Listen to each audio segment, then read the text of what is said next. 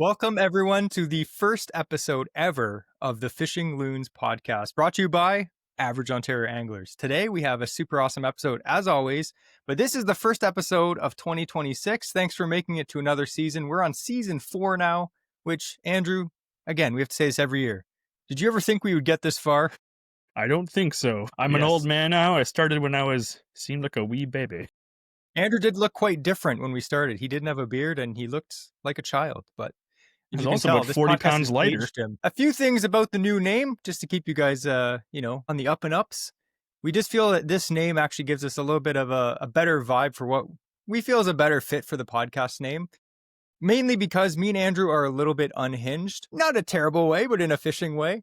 And we feel that the new name is a little more relatable for people that listen to the podcast, not just in Ontario, but all over Canada, the United States, and as we always mention, a lot of places all around the world. But we would like to say thank you for following the podcast. It's been a hoot. Or what noise does a loon make, Andrew? Tremolo. Exactly. We appreciate it. Me and Andrew are a little bit loony and make weird noises on the lake just like a loon. So that's the way we're going to do it now. So we appreciate you guys following along to the newest season. So this episode, we actually have a guest, which we like to have because it means me and Andrew don't have to talk as much, right? Andrew's just silent. That was the plan. So we actually have on this episode, we have from Smooth River Guiding, we have again, Matt Martin. How's it going, Matt? Hey guys, yeah, I'm honored to be here for the first edition. This is amazing. Thanks for having me. I'm doing well, and I'm just wrapping up a busy season here and looking forward to what's to come. Absolutely. We thought, who is the looniest guy we know for the first episode? And of course, Matt's name came up. Oh, that's an honor. I'll take it. Dave Mercer was busy today. I tried. But this episode, we're actually going to talk about a subject that almost everyone asks us for every single winter. Most of us, by this time of the year, like there's ice on top of the lake. Again, it's January now. And now everyone is focused on ice fishing. So we thought we would have on a guide that can tell us a little bit about ice fishing, a little bit of some tricks and tips to help us do a little bit better. Me and Andrew, we like ice fishing, but we suck at it, right, Andrew? Absolutely. So The best ice fishing I ever did. Yeah, the best ice fishing I ever did was out of my Cavalier. Do not recommend. Anyway, before we get into Andrew's insanity, we're going to have our usual interesting fishing fact. And to handle that, we have the man with the beard. Well, I guess they both have beards, but the man with the beard named Andrew. So I know right now I've winterized my boat. It's been put away in storage. I know me and Matt were just talking. He has his boat winterized now. We try and get as much use out of him out of the season, but I started thinking, what are some kind of like oddities in the marine world, in the boating world, of inventions and stuff like that? Like there's so much care that you have to put into the average boat, and you look at them, they're pretty much all the same. Maybe it's an inboard, maybe it's an outboard, maybe it's a jet, maybe it's a prop, but that's about it, right? Like, and then you have canoes like paddlecraft, but there's not much variety. So I wanted to look into some really odd boats, and I found a number of them that have some like really odd designs. The first one that kind of got me started on it is actually it's the story about Knapp's roller boat. Have you ever heard of this one? So this takes place right here in Ontario. In the late 18th century, there's lots of engineering experimentation. There's an inventor named Frederick Augustus Knapp of Prescott, Ontario. And he designed and built one of the oddest marine vessels I've ever heard of. So the concept behind it, he believed that most boats wasted enormous amounts of energy pushing water out of the way. His solution was radical. Instead of a hull passing through water, the entire boat would act as a giant rotating cylinder rolling over the water, like a massive floating wheel.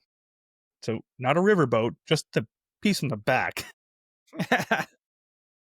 This, he theorized, would reduce drag and drastically increase speed.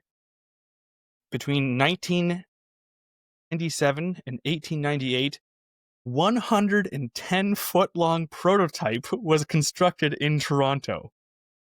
Now, in theory, this is what he wanted it to work, or this is how it did work. The roller boat was basically a steel cylinder shaped like a horizontal water tank. Inside the cylinder was a stationary cabin where engines and the crew would be located. Around the cabin is the outer hull. It was supposed to spin using an internal steam engine, and as the shell rotated, it would roll across the water surface, pushing the boat forward. The map had estimated speeds of 30 to 60 miles per hour, which was unheard of for that time. Now, we all know reality can set in pretty hard and fast. So what actually happened? The boat floated, but it was highly unstable. It was difficult to steer, and the power to mass ratio was not sufficient to spin the hull effectively. The cylinder tended to plow into the water rather than roll across it. While it moved, it never reached anywhere near the theoretical speeds. And, of course, investors lost interest. This boat, though, sat unused in the Toronto harbor for years. Eventually, it was condemned as scrap. It just sat there and rotted, just moored up in the harbor. In 1915, the remains of the roller boat were sold to Louis Chicluna of St. Catharines, where he dismantled it, and the parts were reused as some barge components. However, in 2012, during construction work in Toronto, some rusting remnants of the steel shell were found in Toronto. So it's definitely a failed operation, but a valiant effort was made. And that was the one that kind of sparked me looking into some other boats and stuff like that. So one more I was going to mention. Now there's a number, and I'll probably have a few more featured perhaps in the future. But this one here was the sail-powered monorail boat. Like, I had to double read that when I first... Yeah. So you think monorail, you think what? Trains. Disneyland. I don't know. What do you... It's a monorail. So in the 19th century again, investors were wanting efficient movement. That's what their biggest goal was. And one idea was a sail-powered monorail boat. It's a hybrid of a sailboat and a train. So the inspiration was sailboats were obviously, they're elegant. We look at them now, we're still fascinated by them. But they needed room to tack, which is when they go side to side to be able to reach the location, because wind is not always facing one direction. They're also very deep. They have that really long fin on the bottom, and it dragged heavily through the water. So one inventor thought, what if the boat could ride on a fixed track beneath the water on a suspended railway? It would never drift off course, it would never roll over, and the sail could be optimized for single direction travel. Good ideas in theory. So they tried it. They built on. So how it worked was, along a canal riverbed, a single iron rail was installed a few feet underwater. Attached to the rail was a carriage with wheels, and above the surface, it held a narrow, lightweight hull, a tall, efficient sail, and a rigid mast and frame. So some of the benefits was the hull didn't need to provide stability because it was attached at the bottom to a fixed point. So it wouldn't roll over. You didn't have to worry too much about like having a keel and stuff like that. The vessel could then be exceptionally slim, which means it would be very streamlined because, again, it doesn't have to worry about rolling over.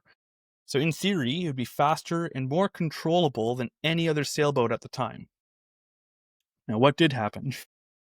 I'm sure that we're all excited to see the progression to seeing all these monorail sailboats we see these days, but the issues were a single track means one route. So if you want to go somewhere else, you can't. The underwater rail was very expensive to build and to install and maintain, very prone to rusting, i.e. iron. Maintenance was constant on it, and sailboats without the freedom to tack were helpless whenever winds didn't suit with the rail's direction. So again, winds are always changing. However, there were a few prototypes tested in parts of Europe and America. And they said they actually moved quite well when everything was perfect. But obviously, conditions are... Well, let's ask you, when is the last time you had perfect conditions on the water? Never. Yeah. So it obviously didn't last. We don't see them sticking around. Steam engines, early gasoline boats arrived. They were more suitable for moving around on water, even when winds weren't suited for a sail. And of course, it kind of just faded off into the background and nobody talks about it. But that's another kind of marine technology that was brought to the point of being invented, being built, being tested, and used, and just now disappeared because it was inferior or maybe too difficult. I was looking, there's a bunch of these. Some I was surprised at ideas were used, not from these examples here, but from other examples. There are some things that changed water travel, this kind of first inventions of it. But maybe another time we'll get into some of those. But those are the kind of the two. I'd love to see them in use, but I just know how impractical they are. But I would love to be like, there's one, it's down at the Toronto Harbor still. They just sound like fever dreams, like someone having a very bad fever. And then they wrote down an idea when they woke up in the middle of the night. And then the next day they looked at it and they're like, hear me out. It's a train that's in the lake. And they just happen to have too much money. They're like, let's do it. I like how the prototype this guy built for the roller boat is 110 feet long. Like it's not, let's start this small. It's like, let's make a cruise liner that rolls itself constantly. Man, leave it to Andrew to tell you something absolutely insane on this fishing podcast. That's And why we're calling it useless the Fishing and Loons will not podcast. benefit you. Hey, who knows? There might be some crazy trivia down the road at some bar. Like, could help me out. Rollerboat. I'm gonna remember rollerboat for sure. Toronto. Famous invention from Toronto. Thanks, Andrew, for that. As usual, Andrew always has an interesting fishing fact that is slightly loony or off the rails, which is 100% what we want. So again, today's episode we have is featuring Matt Martin. And you may have recognized the name Matt Martin because we've had him on the podcast. This is his third episode. We've actually had, the first episode we did was all about steelhead fishing. Mhm. And the second one we did, remember, it was all about multi-species. We talked about gar, a little bit of this, a little bit of that. I'm going to link both those down in the description because both of those are actually awesome episodes. And actually, I was going to tell you, Matt, the multi-species episode that we did, it's actually our fourth most downloaded episode of all time. Whoa, Yeah. that's crazy. Oh, yeah. It was a great episode. I loved it. So Yeah, I know you guys, amazing. if you're just tuning in this year or just in the last few months, go back and listen to those episodes from last year. They were pretty awesome. I enjoyed them. So this episode here, we're talking about ice fishing, like we mentioned, and we're going to talk a little bit about everything. A little bit about ice safety gear, ice fishing for beginners, walking out without using machines because most of us don't own machines, and also a lot of tips to keep you catching fish and also safe. But before we get into that, why don't we just have a little introduction here with Matt? If someone hasn't listened to those episodes before, tell us a little bit about yourself, Matt. Where you fish, where you guide, and how you started getting into fishing yourself. Sure. Yeah. And goes without saying, my name is Matt Martin. I operate a company called Smooth River Guiding. I'm based in Midland, Ontario, so right up on Georgian Bay, but I guide from far north, like central Georgian Bay, south of the French River, all the way down to Toronto. You can find me in the spring on the Credit River, for instance, chasing steelhead with my guests. So I'm all over the place. Definitely a multi-species angler. I am happy to say, we don't have the best of trout fishing in Ontario anywhere in the world, or the best steelheading in the world. We don't have, the best pike fishing in Southern Ontario, but like we have everything within like a 40-minute drive, which is crazy. So last count, I think it was 15 species that I regularly guide for, from panfish to walleye to salmon, steelhead, muskie, everything in between. And definitely multi-technique angler as well. I always have fly rods on my boat, which might seem a little bit interesting to people. They're not sure about that fly fishing for, bass, pike, whatever. But it's super effective in pressured situations. But I guide equally as many conventional anglers throughout the season. Ice fishing is a huge passion of mine. I've been ice fishing. I grew up in Barrie, so I grew up on the shores of Lake Simcoe. In fact, I used to walk towing my jet sled from my parents' house to the lake, which was about an hour and 20-minute walk down the road when I was like 14 years old. Absolutely destroying the sled on the sidewalk, but made it all the way out to famous Manette's Point. And I would slay perch and whitefish and just had a great time growing up there. So it's always been part of me. In the last 2 years, I've really jumped into guiding on the ice. We had a great ice season last year, lots of days on the water, early ice, and this year is kind of shaping up to be the same. We've had really cold weather, and we started getting snow up here in Midland in late November, and lakes and ponds we're skimming over since then. So yeah, it's just a passion of mine. I guess I'm basically a fish in human form. I love it. It's people always say like you not get tired of it. And I'm on the water close to 200 days a year, if not more. And you know what? Maybe towards the end of a season, but there's always a new season that I'm looking forward to, which is the best part. So yeah, that's my elevator speech. Anyways, that's who I am. There's no off season for Matt Martin. No, He's out no, there it's every not. single month. Yeah, absolutely. Yeah.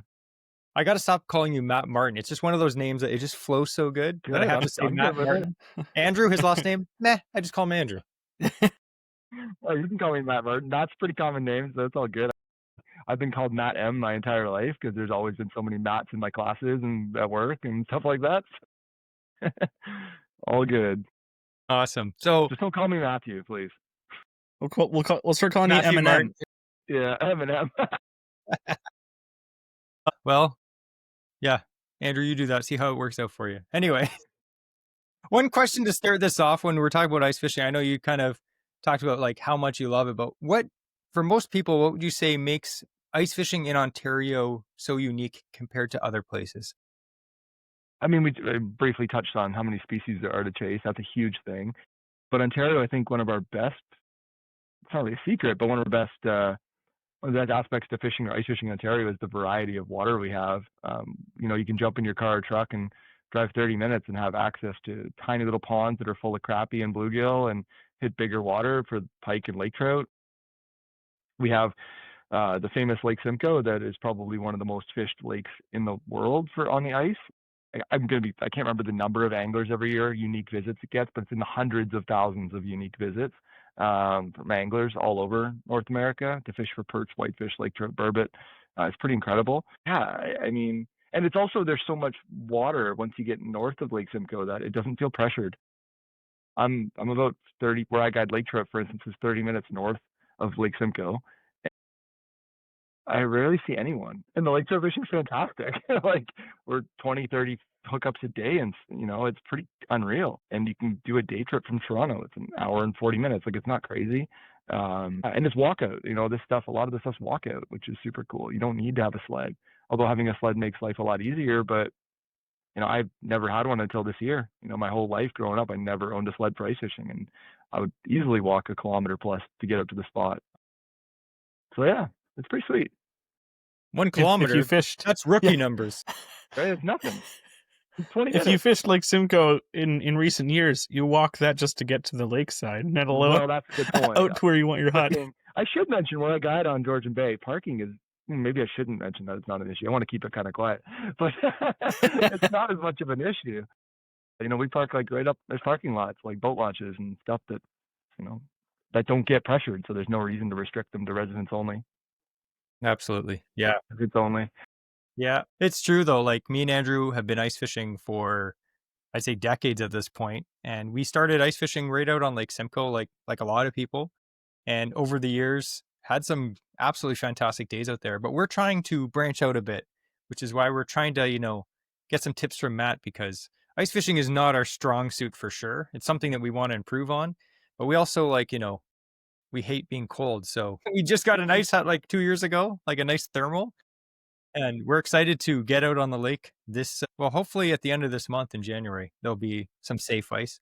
But speaking of safe ice, I thought we could talk before we talk about any fishing, we talk about ice safety because that's a huge deal. A lot of people listening to this podcast, maybe they've never gone ice fishing before. And it's something that they're like, you know what, that looks amazing. Or maybe they are scared to do it because it does sound sketchy. How many times have you told someone, you're like, oh, I'm going ice fishing? And they're like, is it safe? You're like, yeah, the ice is 2 feet thick. Like it's not safe at all. But let's talk a little bit about ice safety. I know it's going to depend. There's some crazy people out there. There's some people that are overly, conservative with what, thickness of ice they like to go on as well. But what's kind of your ice thickness safety gauge yourself? Well, it depends on if I'm on my own or if I'm taking clients out. That's a big thing, right?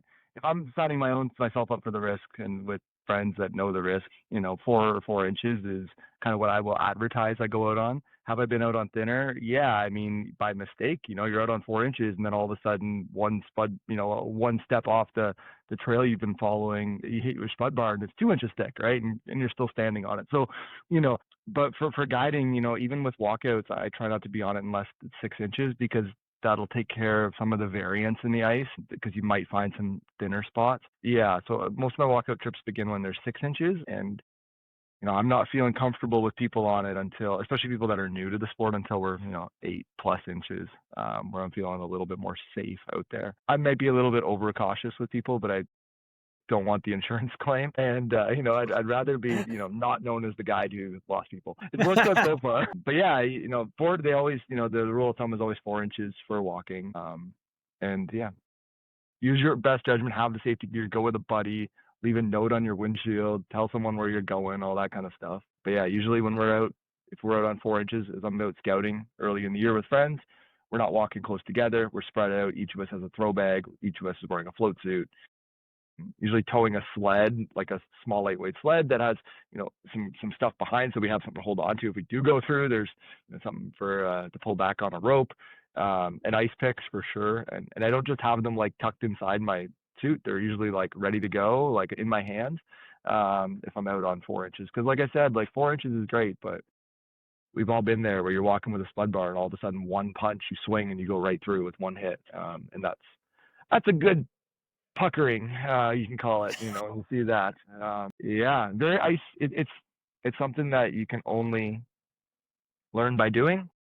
Take the best advice at 4 inches and drill lots of holes, and just to make sure you're good. But don't mess around because it's just not worth it. Like a couple fish, ain't worth it. Exactly. They always say that no fish is worth your life. Yeah, and I'll tell you something that really grinds my gears is when I'm out there on like 4 inches of ice. All right, I'm out there with friends or whatever, early season scouting, and somebody out for a pleasure ride on a snowmobile pulls right up beside my hut and asks me, "Hey, how thick's the ice?"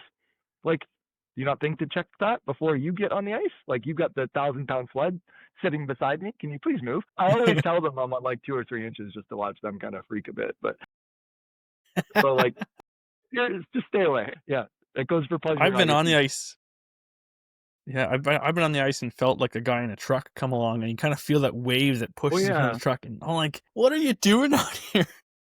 Well, we have all seen the classics around Guildford and stuff where people you treat it like a parking lot on the ice, and all of a sudden it doesn't. The parking lot sinks. So yeah, try to stay away from people a little bit, and it also helps us with our bite in shallow water. I hate it when someone rips straight up on top of me. And I think that's a good tip too, because just because you see someone out there does not mean that it's safe. Absolutely, I know guys that are like very good anglers, and they kind of pride themselves on. They'll know who I'm talking. If they listen to this, they know who I'm talking about. That pride themselves on being first ones out there, and will regularly go out on unsafe ice.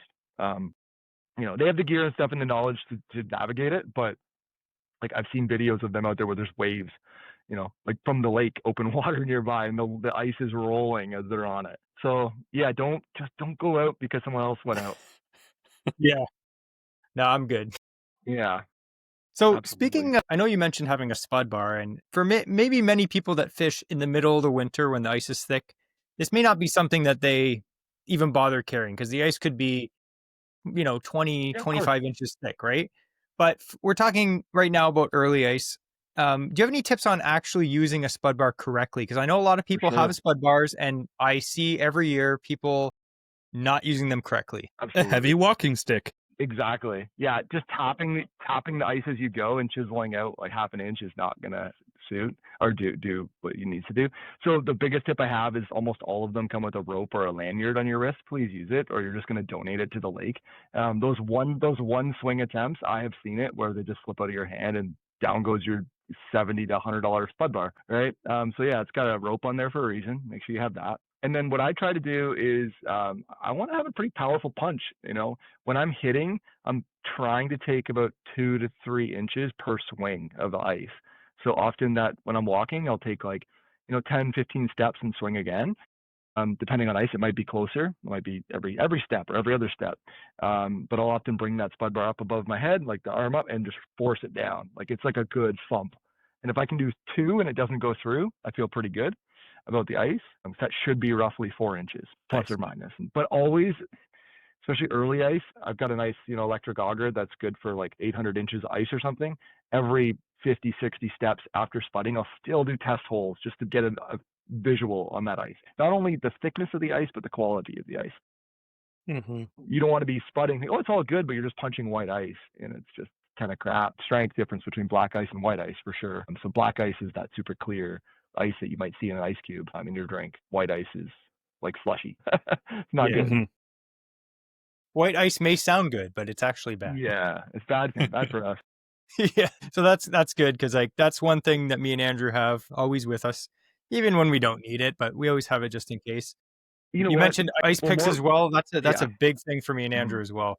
hmm Yeah, you can get And like multiple you different. mentioned, always have them ready.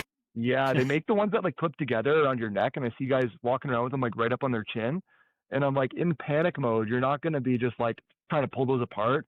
And if you've ever tried to pull some of them apart, like they're actually kind of rigid. Like they're not Mm-hmm. easy to pop. So pull them off. They're on a lanyard for a reason. Like walk around there with them in your hands. It might be a little challenging while you're carrying a spud bar, like have one hanging, one in your hand, something like that. But yeah, have them easily accessible. I've had to use them once in my life, and you know what? I was glad I had them. It was pretty straightforward with a float suit and everything. Got it relatively easy, but it wasn't a fun experience. Yeah, Yeah. Worth And the often money. those, Worth the $12. absolutely. oftentimes those ones that clip together, the ones I have, I talked about it before. I found them on the ice while ice fishing. I'm like, well, someone lost these. Did you see a man-sized hole like right next to it? Like, Not his a problem. floating Cartoonishly, soup in like, the water? so what the lanyard is so long, you can run them through like idiot mittens. Have the string going through Yeah. your sleeves, right? And then you have the picks right there at your hands, hanging up the end of your sleeve even. So you still have a hand free to spud. And then it's right there. If you do need it, it's right there to be able to grab and handle. That's another thing. It'll help keep it there because if it's just around your neck too in this big wide loop, that could easily fall off if you drop too. So Absolutely. I do encourage people to like in safe controlled scenarios to like at the end of the season when there's like shoreline ice that's breaking up and there's water, like go see how hard it is to pull yourself out of the water. Like it's not easy. I've definitely done that just to get experience, to know what it's like. Because when you fall into that cold water and you take that sudden gasp, it's not the first thing you think of. Most people go into panic mode. Like it's not like, okay, I gotta find where my picks are. Like it's have them close to hand, because if you don't have them close to hand, you're not going to use them. Not going to find them. Speaking of float suits, maybe Andrew, explain the difference between a float suit and a regular winter suit. So, have you ever tried to go swimming fully clothed and live to tell about it? Regulars like snowsuits, stuff like that, they will fill up with water. And again, it won't necessarily make you sink in the water, but it's way more added resistance. And as soon as you try to start pulling yourself onto the ice, you're lifting an extra 100 pounds of water weight that's trapped in your jacket, your snow pants, and your clothes. For that, you're just setting yourself up for failure. But with float suits, they have flotation foam, similar to like a foam life jacket, but it's actually sewn directly into certain areas of the pants, of the jackets, so that will offset and it'll actually help support you in the water, making it less weight you're dragging out of that hole back onto the ice. That's their prime thing. They're not waterproof. They're not going to make you, come out and be like, oh, I'm fine. Time to continue fishing the rest of the day. Like, you fell in the water. It's a dangerous situation still, but it makes getting out onto the ice way, way easier. So it will help, it's a huge factor to helping save your life in the worst case scenario. Yeah. And again, it's a float suit. It helps keep you floating. And I know we're not going to go in depth about Jesse's rant about wearing inflatable life jackets because we covered that in a previous episode, but we did a lot of research. We looked up some stuff on the Mustang official website. You cannot use an inflatable life jacket in cold temperatures. It will not properly inflate. A lot of people say, I'm not going to buy a float suit. They're too expensive. I'm just going to wear a small, thin, inflatable life jacket over top of my float suit. It is highly not recommended by all the manufacturers that make inflatables. If you have to do that, wear a legitimate foam life jacket over top. It may look big and bulky, but it might save your life. Anyway, yeah, so that's pretty much the safety part of it. That's like, everyone's like, that's the boring part. Let's talk about the fishing. But it is important because you could put yourself in a very dangerous situation while you're ice fishing, because ice fishing is not the same. Like Matt said, you could walk 100 feet in this direction. The ice could be different than where you are now. The ice could change throughout the day. There could be a pressure crack. There's lots of danger that's there. Something I see early ice all the time is, maybe we don't have snow coverage on the ice, or there's patchy snow coverage. When you're walking out on glare ice and you're seeing 4 or 5 inches, that's great. But spud in a little bit of snow and see how much that snow insulated the ice, and it will be like an inch. Like it's incredible how a little bit of snow can make all the difference. And just because there's snow on it now, or there's no snow on it now, doesn't mean there wasn't earlier, because it blows Yeah. around, right? So like it's something that's interesting to see. Like go out there and see for yourself that 5, 6 inches of ice, clear, beautiful ice, and then there's like 2 inches on that snow-covered stuff. So I see that all the time on Lake Simcoe, and factor in wind too in early ice. Like if you're fishing where I'm on Georgian Bay, if I get a strong wind and I know that the main lake isn't frozen and the wind is blowing, let's say from the south and open waters to the north, like might not be a good idea to go out on the ice that day. It can separate from the shore and see you later, and the whole ice flow breaks off, and that happens every year too on Lake Simcoe. Yeah. It's I laugh, but it's true. Like you got to be so cautious early ice. And I'm not saying this to, well, I am saying this to scare you a little bit, because like I don't want to be responsible for like, oh, I told me to go out on 4 inches of ice. No, but like you know, talk to local hut operators, local guides, see what their opinion is on the ice, and if there's any areas they should avoid. Most guides I know, if you reach out to them and say, hey, where's somewhere I shouldn't go in this area, for Georgian Bay, for instance, I will happily tell you where not to go. I might not tell you where to go unless you book a day, but but where not to go, because I don't want to see someone. In worst case, I don't want to be involved in a rescue. You know, if I'm out there and someone goes through a pinch point where there's current, like, and I'm the closest person, like, that doesn't sound like fun. Use your brain. Yeah. I was gonna say, if you just constantly ask Matt where not to go, eventually you can narrow down where to go. Just have all these fake burner accounts, everyone asking questions. Anyway, so why don't we go into the next segment there, Andrew? Yeah. So we're going to talk more about the fun stuff to actually get fish on ice. Hey, why do you get to talk about the fun stuff? Because you get a chance after me too. Nice. So for rods and reels, so we're going to go, like, we have a few different species we're going to be talking about, but I know for us, like, we'll start off with going small, let's say perch or crappie and stuff. What would be a rod and reel setup you'd recommend for going for some panfish? Well, it really depends on the type of panfish, the size of the panfish, and the baits that you're working. So I'm going to talk specifically mostly about like perch and crappie. That's where most of my experience is. When I'm crappie fishing, you often catch bluegill too. So like it's kind of one and the same. I usually carry 2 rods. I'm a big fan of longer rods now in general, even all the way down to my ultralights. Like this one was 27. No, it's 30-inch ultralight. Like that tip is like it's nothing. This is like my classic dead stick rod. Something that I can set, because usually, I should say, in Ontario we can run 2 lines per angler, with a caveat of certain areas. There's plenty of areas where it's 1 line, so make sure you look that up. And the areas I guide as well, there's only 1 rod. But for my perch trips on southern Georgian Bay, Lake Simcoe, and area, yeah, an ultralight is a lot of fun. Something in that like 2 to 4 pound test range. It makes, you know, those 8-inch fish or less kind of fun still. You know, that rod will bend right over. You know, it's big when it starts wobbling back and forth when you're bringing it in. It's no longer just bending straight down. Everyone's probably felt that left and right wobble of the rod. But yeah, 30-inch, kind of 27, 30-inch, ultra light. This is going to be sitting on a rod holder or a bucket beside me with some sort of drop shot rig, usually just a 1/4 ounce drop shot sinker, or, you know, whatever it is. You have a bell sinker, works just fine with 2 hooks, usually a high and a low hook with a shiner, or what I'll often use is like a shiner and a soft plastic. So when that shiner gets picked clean and you missed it, there's still something else that they have to kind of pick at to try to get off. So yeah, that's kind of where I go with panfish, at least for my 1 rod. My 2nd rod, I always love, it's again a 32-inch. This one, yeah, 32-inch medium light, very very soft in the tip still, but I can work like, you know, decent sized jigs with it. So I can I like to use buckshot jigs a lot of the time, like these guys here.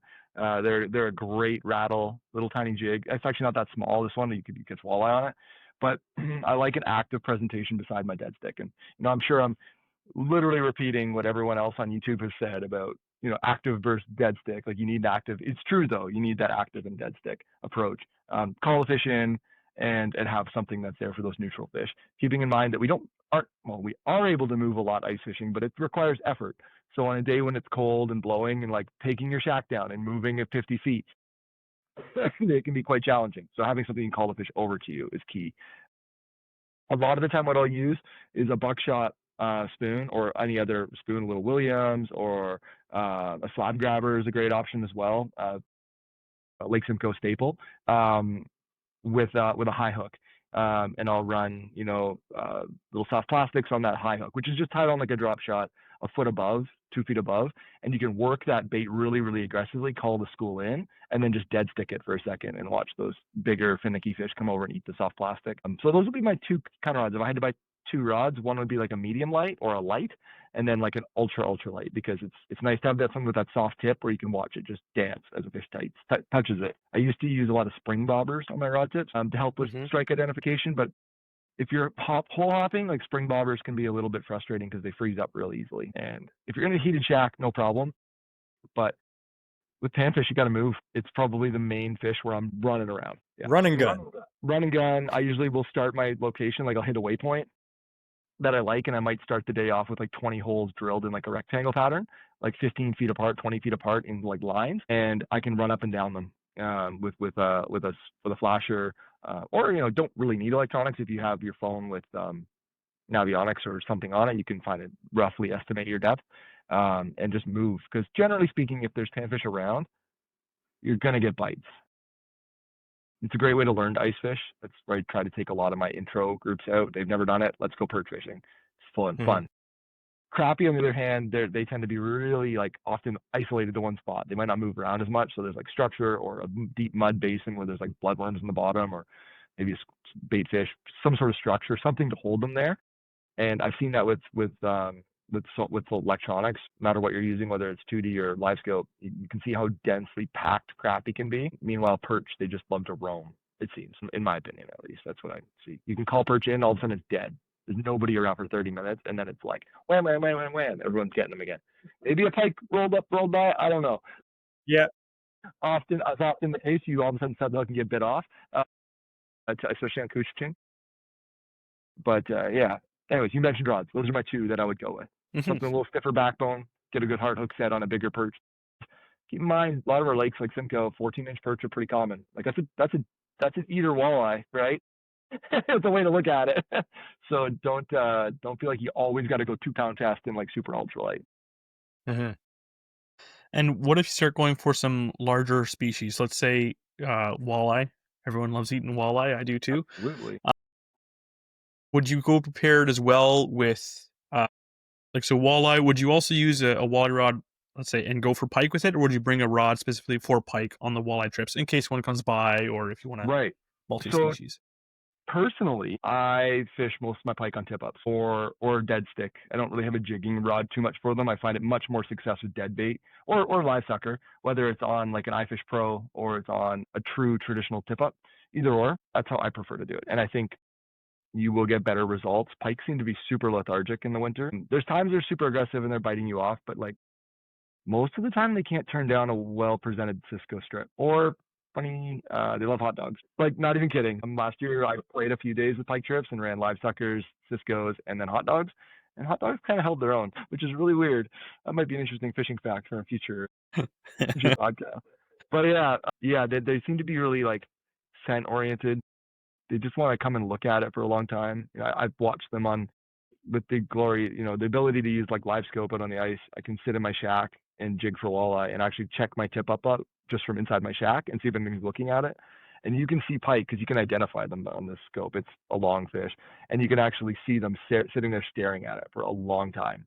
5 minutes is not uncommon. They're just sitting there staring at a dead piece of meat. They're very lazy. You wouldn't know that once you hook them. They love to run, but like when they're coming in that cold water feeding mode, it's probably similar to what you've seen early spring pike fishing. You guys witnessed that with me. Sometimes they just are so neutral, you just can't get them to go. They'll come up and look at it. I remember a big one that Jesse had follow right to the boat a couple times, and that thing was huge, and it just like kept right on it, like 4 or 5 casts in a row. It would not. All right, you're breaking his heart, Matt. You can't bring that up again. It's a sore subject. I like to remember it's not my fault. Yeah, that's the thing.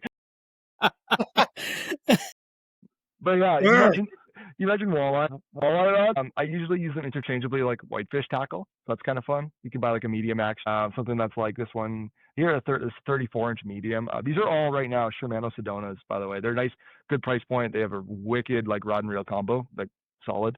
They got tiny little grips on them, which is like super convenient for like when you're doing the rod tip, like the pencil grip. There you go.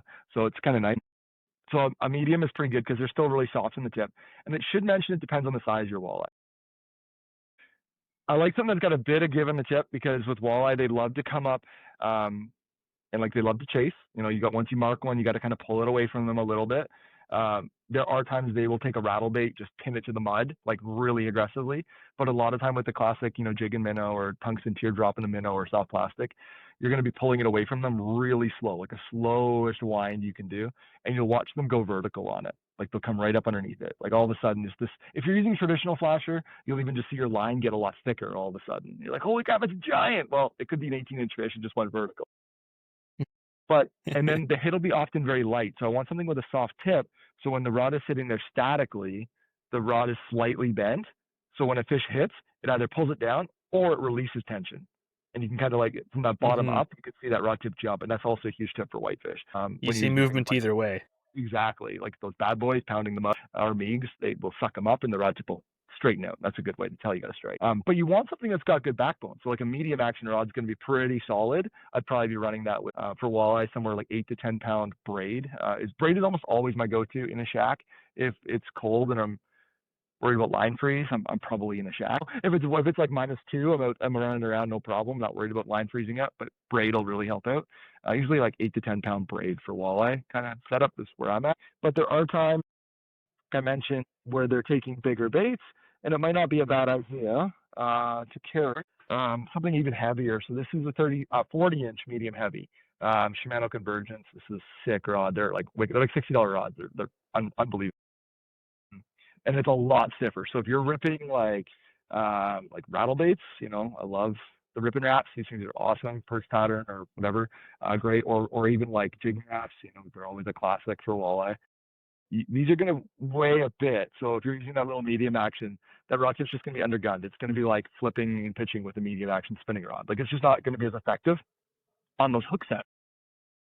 And I usually bump up my test to like 15 pound or something like that, where I can actually, bigger fish, bigger bait, ideally. They got a hard mouth. So if you have a soft rod, I've seen this so many times with lake trout specifically, but walleye as well. You can get a big fish to eat something smaller and you're on a light rod and you go to set and the rod just folds like a noodle and there's no hook set power. Or your drag is set so loose, you just hear the drag scream right when you set the hook. You didn't hook the fish. It just comes right off. So sometimes you need to have a little bit tighter drag and a rod that can handle them. Absolutely. And I have to say, I have a few of those Sedona rods and they're fantastic for the money. Unreal. Yeah, unreal. The combo's like, the reel is solid. It's like a little 50 size reel. It's an awesome like little brook trout reel or a panfish reel for the spring. Like it's kill two birds right there. It's awesome. Absolutely. I'll put the link below in the bio to that rod and combo setup. It's a great combo and it's not something that's going to break the bank. I know like we'll go to the tackle store and like ice rods range from, $10 to $300. That Sedona is a good price point. I think they're like $50. Yeah, something like that. And the combo is like 100 and something with the reel. Like, and it's a solid like aluminum machined reel. They're wicked. Yeah. And they're just that price point where the quality gear that I can put in someone's hand. I've got a dozen of these setups now, but I don't feel like I'm giving them something that like is too expensive that if they break it, they feel bad. Or they're going to be like, if they want to replace it, they don't have to replace a $200 ice rod. And personally, I don't even have ice rods that are that expensive for my own personal fishing. So do with that as you will. I think there's some great value rods out there. Absolutely. And so when beefing up again in size, let's say we're going for bass. I'm just kidding. Let's say we're going for some trout. So like Lakers is, I'd say, probably the most popular, but there are you can get rainbows and stuff. But let's primarily talk about lake trout then. So lake trout, I already touched about one of my favorite rods for them, the 40-inch medium heavy. I should also mention what I do differently with is I'll run a 2500 size reel on them, which is like a pretty decent sized bass reel. The reason for that, Lakers love to chase, and sometimes you can't reel fast enough with a 1000 size reel. So this is a lot more comfortable, more line pickup per handle turn. And, let's be real, I have a bunch of these things kicking around from the open water season, so I might as well I don't need 15 1000 size reels for spring perch, but I do have those for this. And I find that larger diameter spool makes a huge difference on the ability to reel fast away from a lake. So that's important. Yeah, medium heavy is where I'd kind of start. depending on, for Lakers especially, if you're messing around with like pond trout, like brookies and stuff, you can use your perch gear, your walleye gear, like that kind of stuff. Or even like rainbows. I got to be careful, but you can't buy this rod, but I do a lot of steelheading through the ice, or have done in the past. I built this rod out of an old rod blank that I broke, and I like took the cork and put in a lathe, and well, the lathe involved a drill, and I just clamped an old broken section into the drill chuck and sanded it down. But it's like almost 50 inch. I think it's like 47 inches, but it's like super parabolic. So it's like very flexy all the way to the handle. So steelhead, they love to rip, but they love to like roll and thrash and do all this crazy stuff. Lakers have these like big slow head shakes generally. Steelhead are like unpredictable. So having something that's like a much softer rod it will serve you huge benefit to landing these fish. And generally speaking, I run a lot of dead sticks for rainbows. So it's like a row bag with floaters in it, or like a shiner, like you would use for perch with a single split shot above it. And they'll be set up in like jaw jackers, or even like iFish Pros. Sometimes they hit them in rod. The jaw jacker is a really cool piece of gear, but it doesn't work for every species. There's species like pike and lake trout that I don't really enjoy it for, because they love to take it and then move with the bait, and then they're gonna like munch on it a little bit and move some more, and then they'll like actually get it to the point where the hook is in the mouth. But steelhead are one where like you can't be fast enough with the hooks. They take that row bag or that little minnow, and it's like you have to be setting right away or they spit it. So those are pretty cool. Just make sure your drag's set relatively loose, because I've seen lots of videos of people having jaw jackers skid across the ice and go down the hole. So watch out for those. But yeah, Lakers, I mean, that's one of my favorite fish to target on the ice. I'll be honest. They're very, like, kind of in their peak performance that time of year. That is where they are at their prime. They are patrolling everywhere in the lake all of a sudden. In the summer, they're only found in those deeper depths where there's cold water, oxygen. In our southern lakes anyways, you're not going to find them shallower than, let's say, 60, 70 feet usually. That'd be even pushing it in some lakes. But meanwhile, you can find a hump that tops out in 20 feet of water, and they could be right up on the top in the evening, right? Or they could be like down on the edges. They could be anywhere. Lakers are cool, just like most trout. They don't stop swimming. So they're one fish that I just kind of just sit still and wait. I get on a good spot where I've had success, and I kind of like sit there. Unlike perch, where I'm like jumping around, walleye, I'm jumping around where they hold on structure. You will see, like if you fish with me or anyone else that has any sort of live imaging sonar, forward fishing sonar, they are constantly on the move. They just don't stop. Luckily, where I guide Lakers, we will mark on a slow day, you'll mark 40, 50 fish. Like, it's pretty crazy. So they're constantly coming through. You want to have a rod and reel setup that, and I mentioned the bigger reel because they like to chase. When you're using things like swim baits, like I have a variety of baits I like using, but like swim baits, paddle tails are a great option. We'll dive more into paddle tails or baits more later, but you want something that has some action on the retreat. But if you don't, like say you're using a bucktail, which I love bucktails for lake trout, they don't see them as often. Like I tie my own on jig head. You have to impart action while you're retrieving it away. So think of your drop as your cast, as it would be out in the open water, and you're pulling it away. So you're literally retrieving your bait when you mark one to pull it past the lake trout.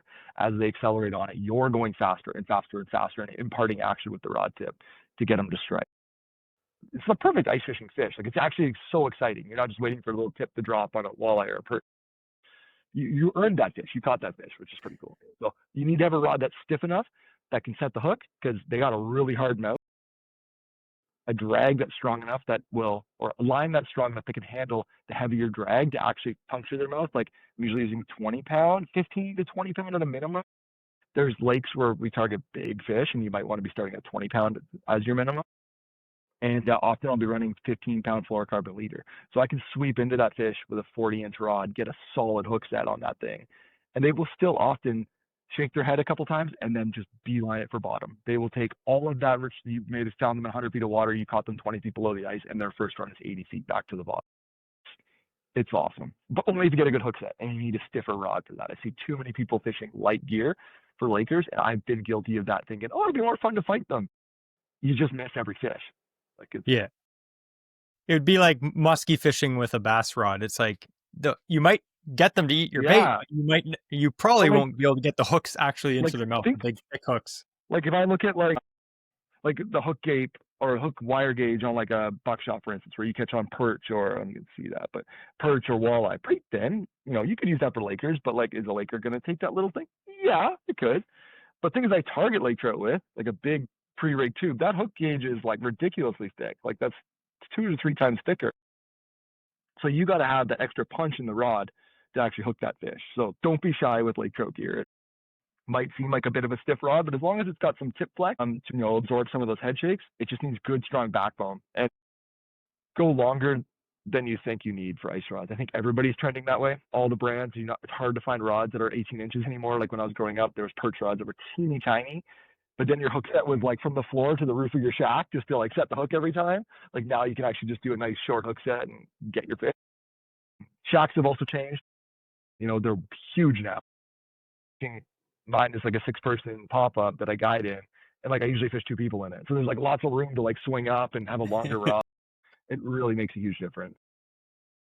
Just don't bring your 7-foot medium action rod out on the ice. I mean, I guess you could, but it might be a If little you're outside of the hut. Yeah, exactly. It's true though. Like I remember when me and Andrew were ice fishing like 20 years ago. We had those little like St. Croix 18-inch ultralights. Remember those, Andrew?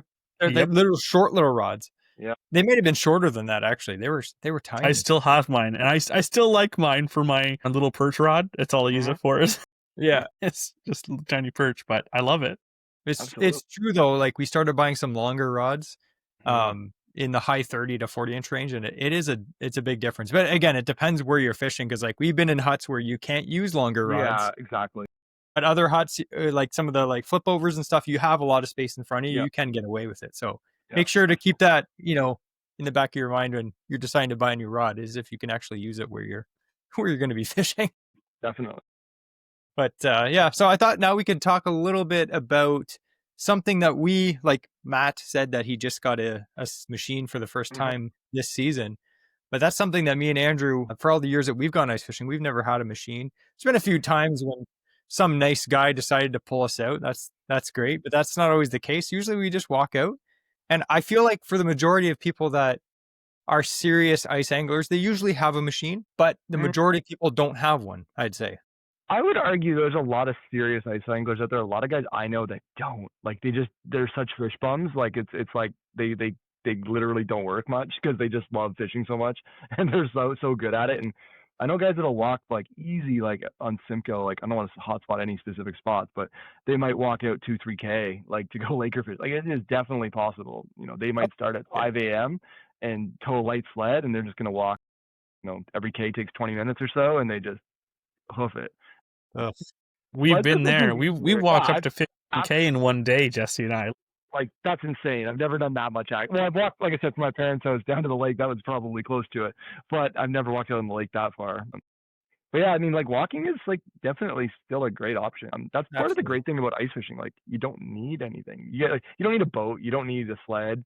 You need an auger or you can go in the spring, like before ice, go look for open holes. Like there's lots of options out there. Especially on Simcoe, it'll be Swiss cheese in March. That's where the spud bar still comes in handy. Right, exactly. So it's kind of nice. Like it opens up the lake to people that might not have the ability to get out to the different shoals and stuff in the summer, right? So yeah, put on a good pair of boots. Something like, don't go. I see a lot of like people that don't think about their footwear as much when they're walking. Like they just grab their old rubber boots and away they go. And it's really bad for blisters and stuff like that. Like I've got nothing fancy for my rubber boots. I have just like the Baffin rubber boots, but I've taken old liners from like a nice pair of like winter boots, because winter boots are decent, but they're only waterproof so much. And those Baffins are like waterproof to my knees. And I've taken that old liner and put it inside those other ones. And it's like, it actually fits firmly and there's like no slipping in the heel. If you have to walk a kilometer plus, you don't want to be uncomfortable. Right. Throw in a pair of cleats. There's a lot of good options out there. My favorite, I believe they're called like Micro Spikes is the brand. They're like red silicone straps with like really good 1/2-inch long spikes on the bottom. Those things are wicked. Like it's the worst when you're pulling a sled into a headwind and you're taking literally 2 steps backwards for every step forward. Like it's no fun. So that is a good thing. And then don't overdress for on the way out. Like wear your float suit, right? But carry your layers in your sled and like put them on when you get to where you're going to fish. That's a huge tip. If you're going to walk 2K, you're going to take an hour or whatever to get out there, and maybe it's snow to foot. Like it's a lot of work. You're going to overheat. You're going to get cold fast. Yeah, walking is fine. Like I said, this is the first year I'll be operating with a sled on the ice since I can remember. And is it going to open up options? For sure. It's going to give me opportunities to get away from the crowd. We don't really have too many crowds here. and just maybe more exploration, open up more pike spots. I find they're kind of tricky sometimes to get to. But yeah, lots of good ones. Yeah, for sure. When it comes to, say, someone's never gone ice fishing before and they're looking for somewhere to access, where would you recommend, not specific spots, but like, what are you going to tell someone to look for if they're looking to walk out and go Sure. ice fishing? Absolutely. So first thing I always tell people without giving away spot is to make sure, or like just do some research, find out what fish are in the lake, what you're looking for. I'd highly recommend panfish. Highly recommend perch. Crappie are great, but they can be fickle as can be. They can be so hard to locate sometimes. But perch usually you can usually find them. Start somewhere, within a short drive. You don't want to be your first few trips. You don't want to be driving 3 hours if you don't like it. Keep that Simcoe, Cooch Ching, those kind of lakes in mind. I mean, spot. I'm not blowing up spots by any means by saying those lakes. They're pretty damn popular. Oh no, Try to you made find the ice fishing capital of the world. exactly right, exactly. So I'm sorry for you guys that blew up your hotspot. But look for like public boat launches where they allow public parking. That's a big thing. Go scouting like early before the ice. Go for a drive. Go in fall, see what the options are. Some of them will have like no parking signs between January 1st and March 15th. Like it'll literally say like no ice, no parking, right? And that's pretty common. Like go for a drive around Oro Medonte or Innisfil and look at all the street signs out there that don't allow parking within 2 kilometers of the lake. It's frustrating. Get to know a local. There's plenty of places though you look that'll like allow you to like park on their property, knock on doors. I've got a lot of access on rivers just from knocking on farmers' doors and like, hey, I fish your river. Absolutely. Thanks for asking. Like it goes a long way. Leave letters in mailboxes. I think there's even places like in Keswick and stuff. I saw people like local guys offering parking on their property, like 15, $20. I don't know if it's legal and if they're claiming They'll tax. have like a cardboard Probably sign on not, their but front yeah, lawn. exactly, Yep. exactly. So but like there's options there. Don't be the guys to go park on the ice just to save the $20. Like that's gonna really hurt you. But a good way to find fish is look where others are fishing, especially for panfish. Hit up Keswick, hit up Guilford, hit up that area. Selden, Cooks Bay, Lake Simcoe, great option. A good way to perch because they school is generally look where there's groups of people. Don't go right like 10 feet from someone. Try to give them some respect. I always tell people give them double the distance that you would like. That's kind of a good way to keep people on your side. I'm trying to stay a couple 100 feet away from people at any time. You don't want to be drilling holes when they're on top of a school fish. That's frustrating. And you always see people online fighting over it in the winter. Try to keep your nose clean and stay out of other people's business. But yeah, look for boat launches. Look for you should download Navionics app or by Garmin, and you can actually find like drop offs and humps, saddles, and stuff that are within a walking distance. Mhm. I would say if That you app walk, is useful all year round. absolutely, and it's for the price, like the $60 a year or whatever. It is so useful. It's awesome. Highly suggest it. And you're going to be able to like drop waypoints from where you caught fish before, and you can start to develop a pattern, which is really good. I'd recommend like focusing on like one kind of body of water for your first year, like kind of learning that area instead of like diversifying too much and trying too many species and like all that kind of stuff. It gets really convoluted if you fished 10 times and fished 10 different spots. You don't really learn anything. So it's something to think about. Yeah. With perch though, try to find if you have electronic, or if you don't, you can find weed lines by using a heavy like spoon and banging it in the bottom and seeing if you pull up weeds. That's a good way. And like try to find the edge if you can, like transitions, weed to sand is a huge thing for them. Great thing about Lake Simcoe though is super clear. So like if you're fishing 20 feet of water, just lay down on the ice, cover your head, and look down the hole. You'll see what you're looking at. You'll see the bottom. You'll see the fish. You'll see your lure working. Don't forget, like you have the eye scope. You all have eye scope. You can look down and figure it out. Ice scope sounds expensive. Yeah, it is for me. When did Apple come out with that? Just don't lose your glasses down the hole. I've done that a couple times as a kid. Yeah, like lay down the hole, see what's up, and yeah, I'm sure with starting in that way, find decent parking, find somewhere that you're comfortable walking. Like if you are comfortable walking, towing a sled, 2 kilometers, try to keep it to a K. Like don't exert yourself too much. Like it can be a lot because don't forget you gotta walk back. You gotta walk back too, right? Like Yeah. it's not.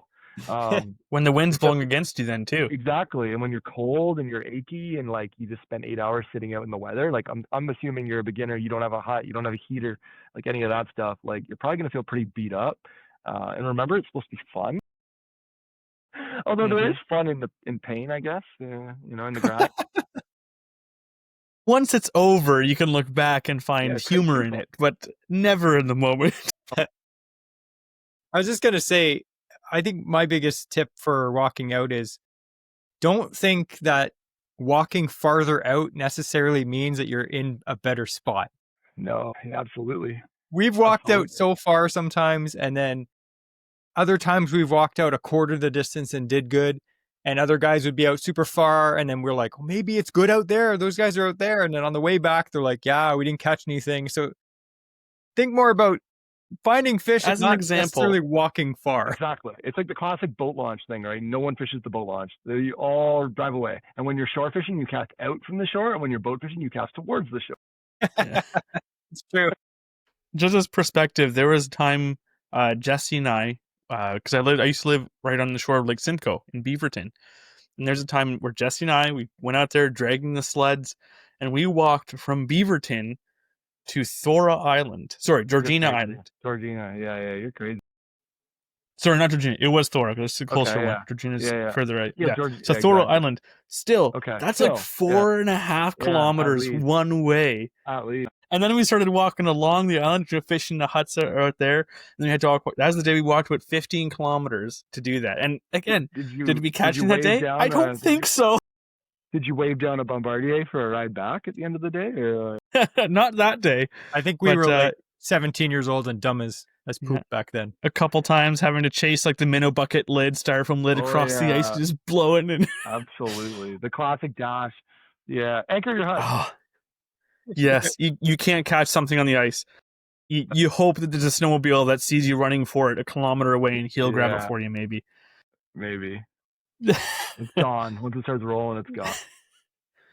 So let's talk then about general advice.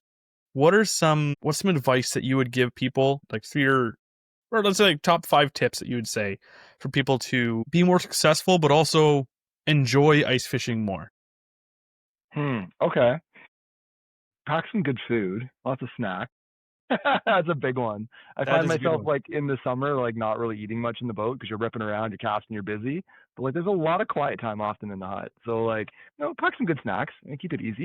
Hot dogs on a buddy heater are awesome, classic staple. Works great, and they also double as pike bait, so it's it's fantastic. I'm gonna try that this year. Honestly, I'm not kidding. That's deadly. It's fun. Red Hots, yeah, just the cheapest hot dogs you can get.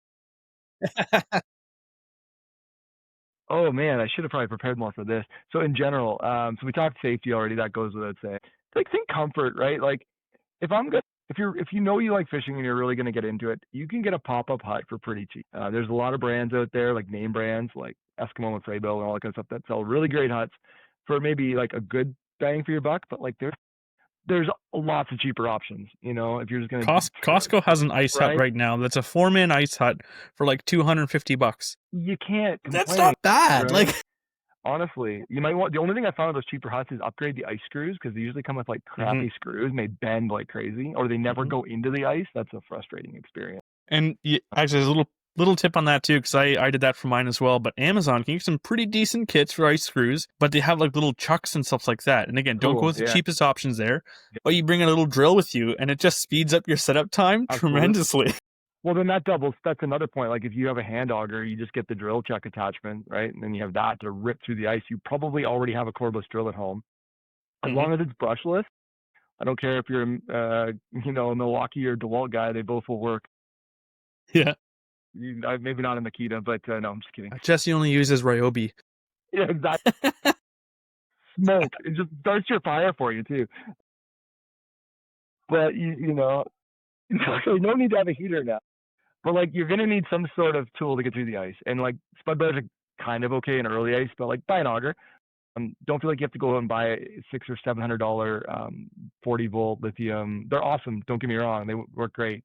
But if you have a cordless drill at home, buy a couple spare batteries for it because you're gonna need them, and then buy a drill chuck attachment for your drill, and you can rip through the ice. I used one for years. Like, I mean, you're punching 20 inches of ice in almost no time still. The only thing is those batteries don't like the cold, so keep them stuffed inside your jacket when you're not in use.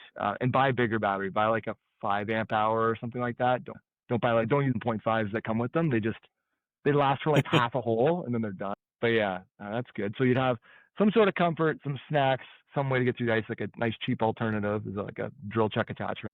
Don't be afraid to move though. Like that's a big thing. I find a lot of people just drill 2 holes and sit there all day. Like, oh, I didn't catch anything. And if that's what, if you go out just to get away from life and just go to zone out, like that's great. Put some music on and just chill. Awesome. But if you're actually out there to catch fish, like have some, keep weight.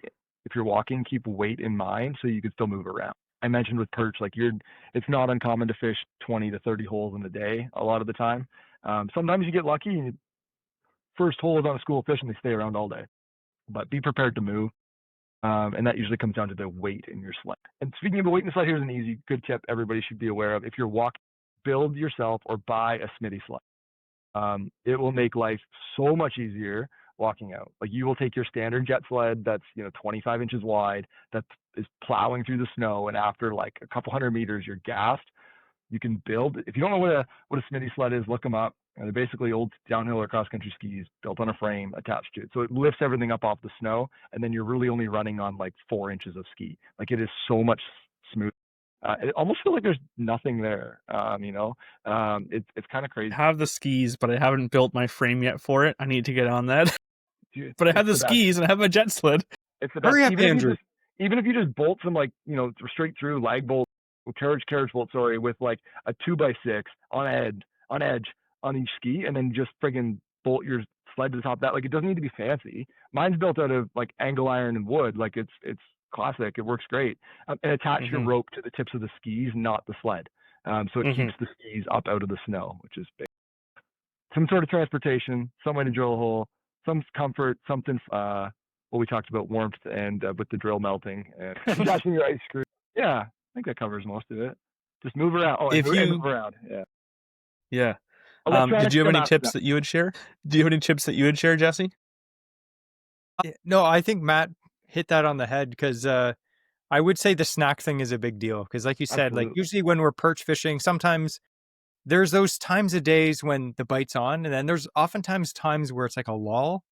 It might be 40 minutes and nothing's coming by, or a pike scared off the perch, and you're just sitting there waiting, and you don't want to move because it's cold. It is nice to have a nice snack or a nice meal, especially a hot meal. If you have a buddy heater, oh, it's so good. Yeah, because minnows taste like crap, so don't eat them as a snack. Yeah, even if you cook them on the buddy heater, be okay. Even if you put that yum sauce on it after, it's still like I don't know, it's not the same. All right, I would say if I had to give an extra tip myself, I would say my biggest thing that I suffered with for a long time is really cold feet in the ice. Oh, yeah. Because especially even in a hut, your feet are still on the ice, having an insulating factor. So I finally have like expedition level, like Arctic expedition boots that are rated for like a minus 140 Fahrenheit or something ridiculous. But it is so much nicer. Yeah. And the other thing that I struggled with footwear was I have fairly large feet. As soon as you go into like a big insulated boot, it's the equivalent of like a size 16 shoe, right? And I would lose my crampons every single time I went out. At least one of them would fall off halfway through and I wouldn't notice. I'm like, oh, I'm going to start slipping. But I did find the new eye grip. Or not necessarily super new, but they screw into the sole of the boot itself and they have spikes on it. And I haven't lost a single one of those little bolts at the bottom of the boot. So I've done well with those. I haven't lost, half of my traction on the way. But that would be my biggest thing that I would recommend for someone who is new. Do not underestimate the value of an overkill good winter boot. Do you know what's an even more average way of keeping your feet warm when you're fishing there? Is bring a piece of closed cell foam, like a workout mat, puzzle piece mat. Bring one of those out and put it under your feet while you're fishing. Like it's crazy how much that makes a difference. You're sitting in your hut with your feet on that, somewhere dry and somewhere warm to kneel on when you're landing a fish. Like I forgot to add, I always have like 4 or 5 pieces of those. I don't build the whole floor, like I'm not ice camping, but like just to have in front of the chair that you're sitting on makes a world of difference. It's crazy. Absolutely. All right, so we've talked about all things ice fishing, and right now at this time, I don't think there's any super safe ice anywhere near us right now, unfortunately, but that is coming up very soon. And I hope that you guys and girls that are looking to get into ice fishing for the first time this year have an absolutely great season. Make sure that you're safe. Follow the tips that Matt Martin has told us today. And maybe maybe you don't have as much confidence to go out by yourself. So maybe you'd want to book a trip with Matt. So Matt, how does that work if someone wants to go ice fishing with you and learn directly on the ice? Awesome. So basically, you get in touch with me, whether it's through my website, which is smoothriver.ca, or Instagram's a great way to get a hold of me, Smooth River Guiding on Instagram. Send me a message, book a day on your own. I have an awesome self-serve booking platform. You can see my availabilities. You don't have to email me for what days I have left. There's none of this back and forth. You can just secure your day and tell me kind of what your level is, like what you're looking to do. Are you looking to learn? Are you looking to target a new species? All that kind of stuff. I can supply absolutely everything when it comes to the fishing. So that's rods, reels, huts, augers, electronics. I have 3 portable huts. So I have 4 sets of electronics. So we can outfit like it groups of like 6 to 8 people, maybe to be pushing it with education. But like if everyone knew what they were doing already, you can kind of like bump around, which is kind of nice. I just want to learn something new. But my guiding is not like a hut rental. It's not like, you go and pay $300 for a hut rental for a day. It's you're paying my rate, and I'm going to be on your shoulder all day talking you through every fish. So when you see a laker come through, I'm going to talk you through each one and what you maybe did right or what you did wrong, how to get the next fish to strike. So it's more of an education than just a rent. All you need to bring out there is your own weather appropriate clothing, food, and any drinks, fishing license, that kind of stuff that you would need. But everything else is supplied. We'd, meet up upon agreed upon location where it's going to stack the odds in our favor, whether it's walking out or utilizing my snowmobile to pull stuff out a little further. And away we go. We just have a ton of fun. And we just, talk fishing all day, tell stories, have a few laughs, catch a couple fish. And safety's priority. So if I at all don't feel like things are good, if I feel like whether it's conditions or what I've been seeing recently, I've had a few days I've called off early because people I've taken out don't seem that safe to me. I've called days early because there's been some scenarios that I'm like, look, this isn't worth my health. We got to go. You kind of get warnings, but I'm starting to be a little more strict with safety in that aspect. Like, if I don't trust you in my boat, we got to go. But same thing on the ice. Like, if you're not listening and you're like out there just running around, ripping around, and like aren't sure of thickness, like day's over. So I don't want to be as strict about it, but kind of have to be. But safety first. How many times can you jump over the pressure crack in a minute? Yeah, absolutely. Not a fun game. No, not really. No, I mean, yeah. Maybe in the spring when it's like 10 degrees out on the ice.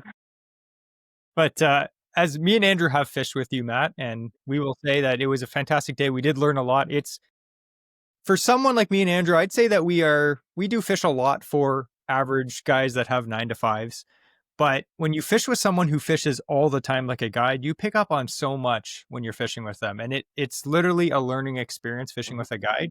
You'll learn a lot, especially if you're just getting into fishing, or maybe you want to catch a species that you've never caught before, like a lake trout.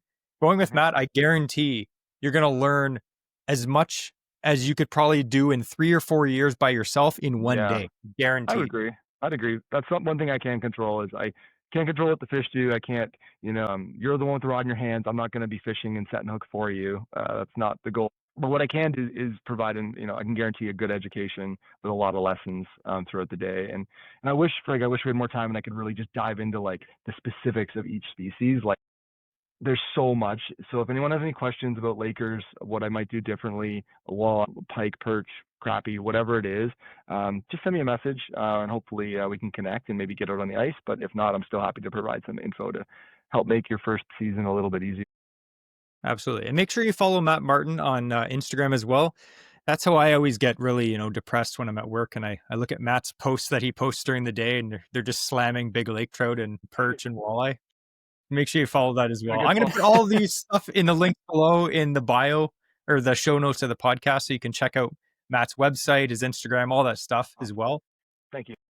Yeah, so definitely. And also, if you do book a day with Matt, make sure you tell him that we sent you so he knows that you're crazy. So anyway, we'd like to thank everyone for listening to the first ever episode of the Fishing Loons podcast by Average Ontario Anglers. And we would just like to say one thing about our Patreon. Why don't you take it away, Andrew?